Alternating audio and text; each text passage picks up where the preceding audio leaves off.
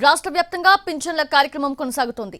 మొత్తం 64,61,485 పెన్షన్ లబ్ధిదారులకు 2,729 కోట్లను పంపిణీ చేయనుంది కూటమి సర్కార్. ఇప్పటి వరకు 33.76% మేర గ్రామ వార్డు సచివాలయ సిబ్బంది పెన్షన్ల పంపిణీ చేపట్టారు.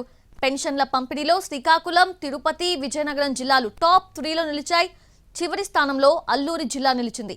సెప్టెంబర్ 1 ఆదివారం కావడంతో సీఎం చంద్రబాబు ఆదేశాల మేరకు ఒకరోజు ముందే రాష్ట్ర వ్యాప్తంగా పింఛన్లు పంపిణీ చేపట్టారు.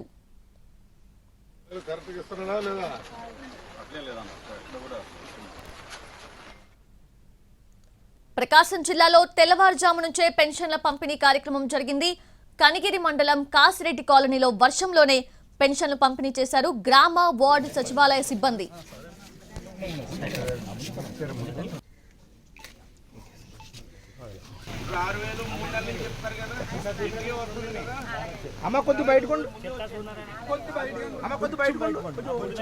విజయనగరం జిల్లాలో పెన్షన్ల పంపిణీ కార్యక్రమంలో స్థానిక నేతలు పాల్గొన్నారు. పెన్షన్లు పంపిణీ చేపట్టడంతో పాటుగా ప్రజా సమస్యలు తెలుసుకొని వాటిని తక్షణమే పరిష్కరించే దిశగా చర్యలు చేపడతామని హామీ ఇచ్చారు.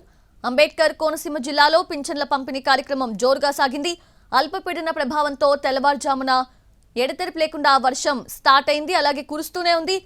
ఆ వర్షాన్ని సైతం లెక్క చేయకుండా లబ్ధిదారులకు పెన్షన్లను అందించారు.